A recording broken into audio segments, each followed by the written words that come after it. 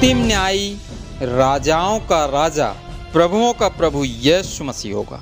उसके राज्य का आरंभ होते ही निष्पक्ष न्याय होगा।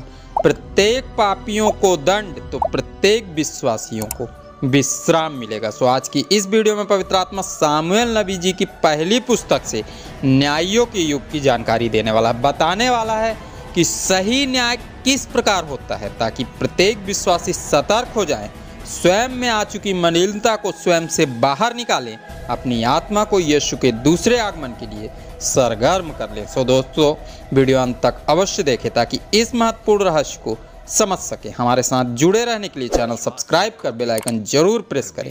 इस चैनल में हम सदैव इसी प्रकार के वीडियोस अपलोड करते हैं।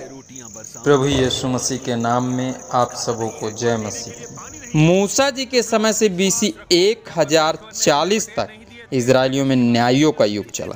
BC 1040 से राजाओं का युग आरंभ हुआ।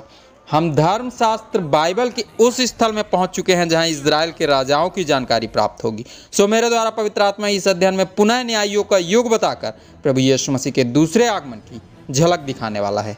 तो वीडियो ध्यान से देखें, अपने मित्र और रिश्तेदारों को जरूर शेयर करें। दोस्तों, इजरायलियों के अंतिम न्याय सामुएल जी से पहले इजरायलियों का न्याय एली जी किया करते थे।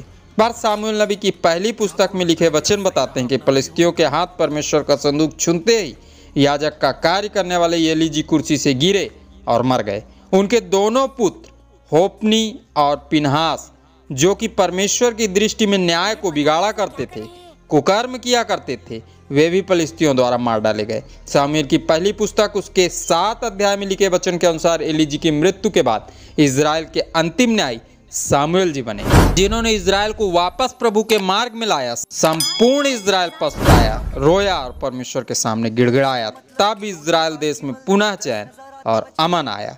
इजरायली प्रसन्नता के साथ जीवन यापन करने लगे। सामुएल की पहली पुस्तक उसके 8 अध्याय में लिखे वचन के अनुसार जब सामुएल जी बूढ़े हो गए, तब उन्होंने अपने 2 पुत्र योएल और अबिय्याह को अगला न्याय बनाया। पर वे सामुएल जी की न्याय इजराइल में सही न्याय नहीं कर पाए। लालच में आकर घूस लेने लगे, न्याय को बिगाड़ने लगे। तब इजरायलियों ने सामुएल जी के पास जाकर समस्त जातियों की तरह राजा की मांग की। इजरायलियों की इस मांग पर सामुएल जी दुखी हुए, पर परमेश्वर ने उन्हें संतावना दी। प्रभु के मार्गदर्शन और सामर्थ्य को प्राप्त करके सामुएल जी ने इजरायलियों को राजाओं के द्वारा आने वाले प्रतिकूल प्रभावों से अवगत कराया। दोस्तों, वे हठीले बन चुके थे। सो सामुएल जी ने उनकी मांग को मानकर इजराइल के लिए नए राजा की खोज को आरंभ कर दिया। उनकी खोज की चर्चा हम अगले बुधवार करेंगे।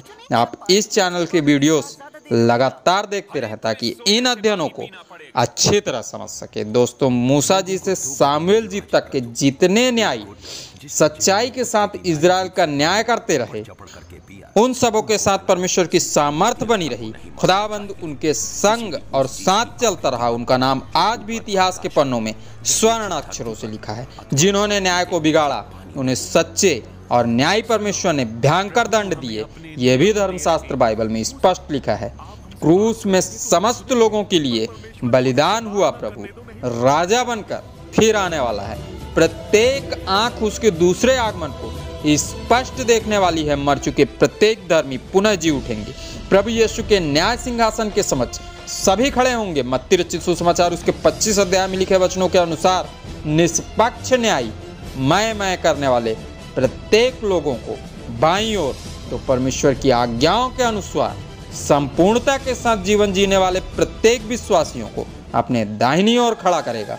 उसका न्याय स्पष्ट और अद्भुत होगा। प्रभु के निष्पक्ष न्याय के समक्ष प्रत्येक लोग निरुत्तर हो जाएंगे। प्रत्येक पापी को दंड तो प्रत्येक विश्वासी को विश्राम मिलेगा। सो आज के अध्ययन के द्वारा पवित्र आत्मा कहना चाहता है कि न्यायियों के युग से सच्चे न्याय की अहमियत को हम सबों को समझना है।